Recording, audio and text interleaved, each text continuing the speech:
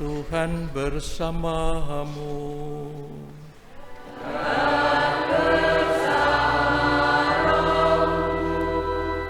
Inilah Injil suci menurut Markus.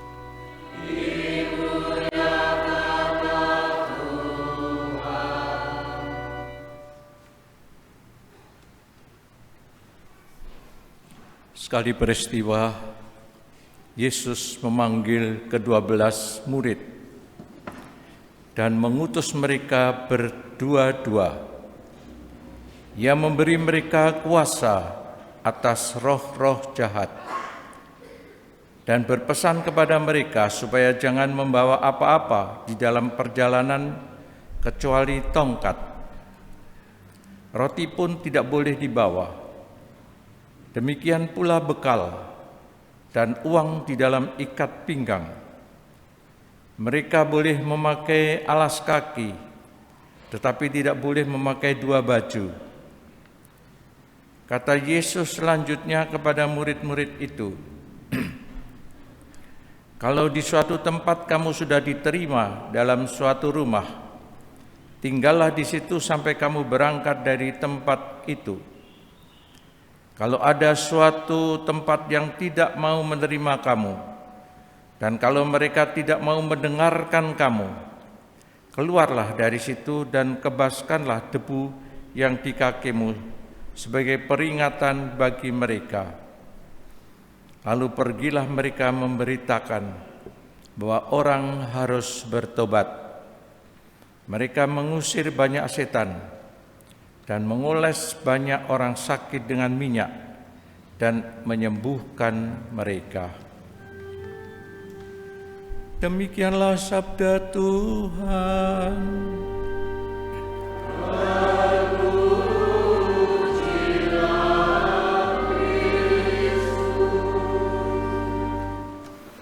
Bapak dan saudara-saudari semua yang terkasih, dari surat Rasul Paulus kepada jemaat di Efesus, kita tadi mendengar demikian. Satu pujian dari Allah. Terpujilah Allah dan Bapa Tuhan kita Yesus Kristus, yang di dalam Kristus telah mengaruniakan kepada kita segala berkat rohani di surga. Sebab di dalam Dia Allah telah memilih kita sebelum dunia dijadikan, supaya kita kudus dan tak bercela di hadapannya. Itu kutipan dari surat Santo Paulus kepada jemaat di Efesus untuk ajaan bersyukur, berterima kasih kepada Allah yang telah memilih umat itu menjadi umat yang percaya akan Yesus Tuhan. Ibu, bapak, dan saudara-saudari semua yang terkasih,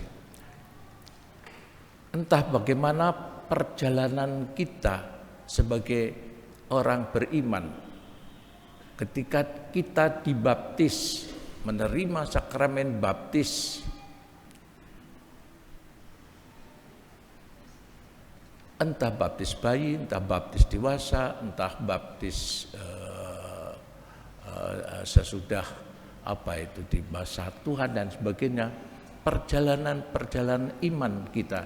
Dan sekarang kita menjadi umat dipilih oleh Allah menjadi umat di dalam gereja Katolik ini. Dan ketika dua orang murid Yesus diutus berdua-dua untuk mewartakan pertobatan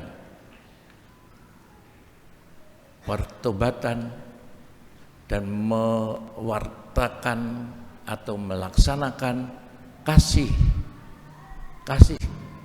kepada mereka. tadi kita dengarkan tidak boleh membawa sesuatu yang sebenarnya merupakan sesuatu yang penting di dalam hidup. Misalnya tadi tidak boleh membawa roti atau bukankah bahkan uang tidak boleh membawa hal-hal yang diperlukan dalam perjalanan bekal ketika mereka diutus untuk mewartakan pertobatan, mewartakan kasih Allah, mengusir banyak setan, mengoles banyak orang sakit dan menyembuhkan mereka. Tugas perutusan dari Yesus dua murid. Katanya 2 orang itu kalau menjadi tidak sendirian, tetapi dua murid itu diutus untuk mewartakan kabar sukacita pertobatan. Dua, karena kesaksian itu sekurang-kurangnya 2, penting 2. Kalau 1 bisa, tapi sekurang-kurangnya 2 untuk menguatkan bahwa kesaksian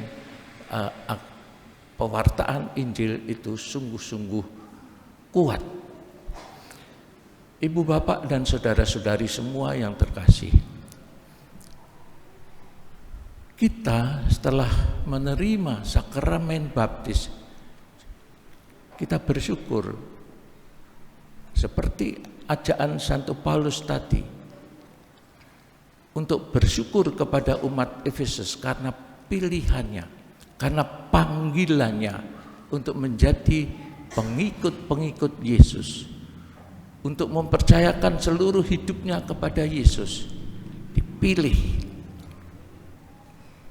diajak untuk bersyukur, untuk hidup tanpa cacat dan celah, untuk mencapai kekudusan di dalam Kristus. Karena itu kita semuanya juga dipanggil untuk kesucian itu. Tetapi sekaligus juga kita diutus seperti 2 orang murid tadi, diutus untuk mewartakan kabar sukacita.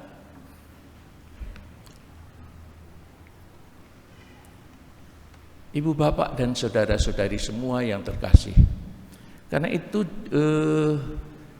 kita dalam berbagai fungsi-fungsi kehidupan kita, entah sebagai bapak ibu keluarga, juga di dalam, kalau dalam gereja dan di lingkungan, mungkin juga ada yang jadi pengurus lingkungan, guru agama, ataupun juga prodiakon yang sekarang ini juga sedang diperbaharui lihat. Jadi sekurang-kurangnya ada 3 ini, guru agama, mewartakan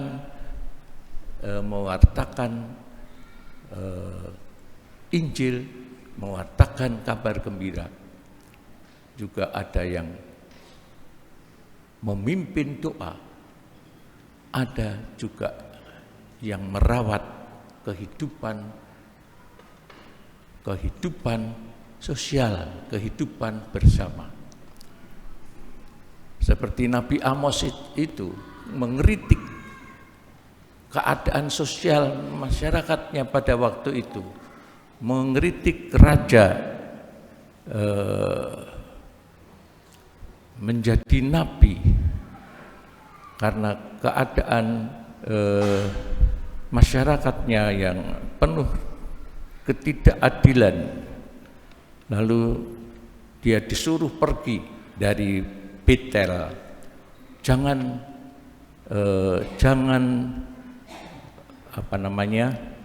Jangan bernubuat di sini, pergilah ke Yerusalem sana.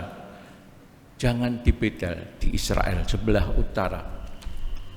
Karena nabi itu mengkritik kehidupan bersama yang penuh ketidakadilan.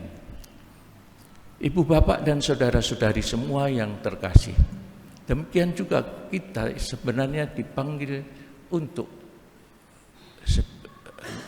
bersyukur atas baptisan kita, tetapi sekaligus juga tidak sukacita itu tidak untuk diri sendiri, tetapi harus kita bawa kepada orang lain. Menjadi saksi-saksi seperti dua orang murid Yesus itu. Saksi-saksi mewartakan pertobatan, mewartakan Injil. Ibu bapak dan saudara-saudari semua yang terkasih, karena itu seperti kita tahu juga betapa pentingnya kita juga menjadi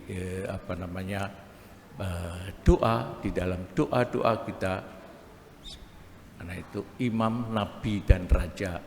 Imam, kita semua diangkat karena baptisan itu menjadi imam, nabi, dan raja.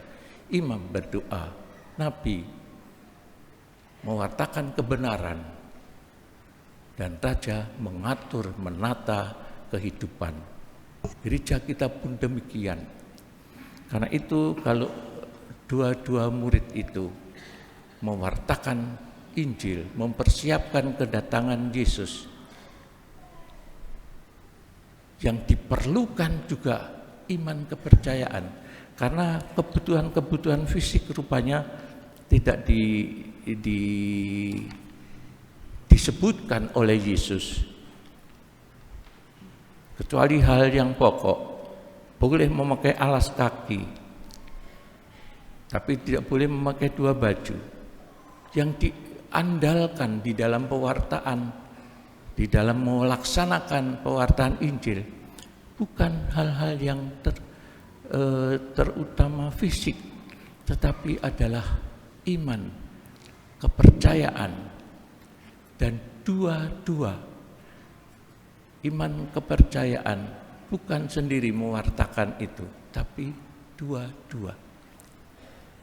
Karena ini pun juga merupakan kepercayaan bahwa pewartaan Injil itu juga membutuhkan satu persaudaraan yang baik.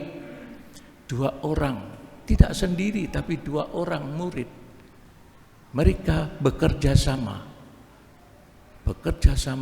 mewartakan kabar sukacita.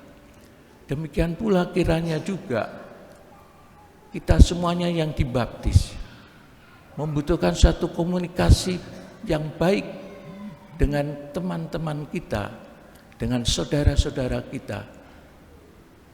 Bukan sebenarnya menjadi atau pesaing atau apa atau perselisihan, tapi percaya bahwa dua orang murid itu juga dilindungi oleh Allah sendiri.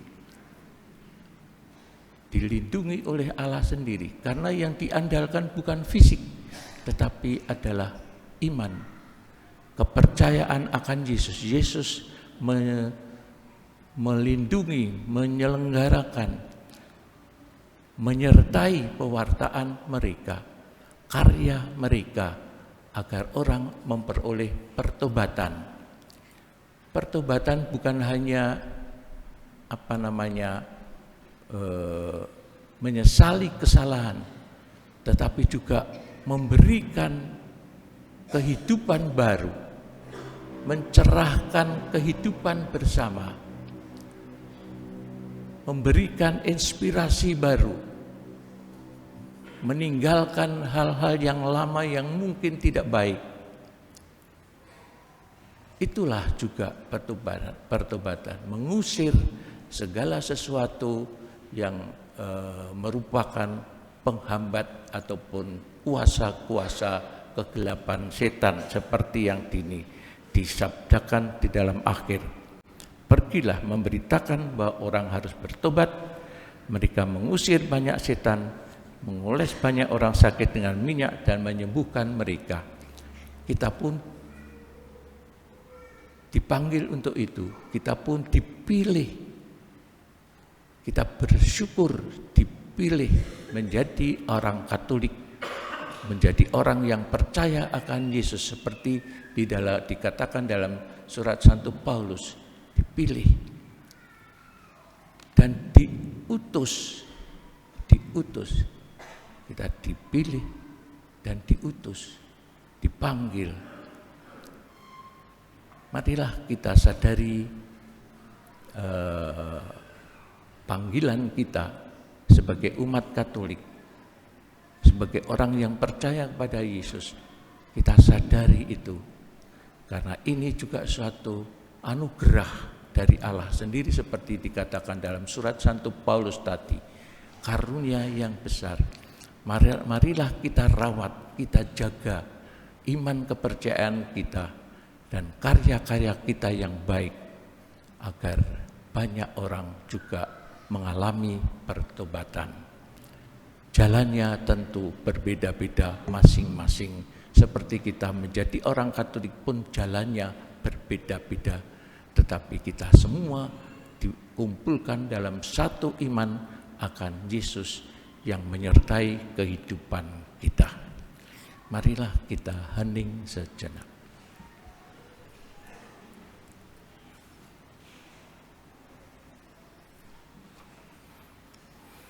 Kemuliaan kepada Bapa dan Putra dan Roh Kudus.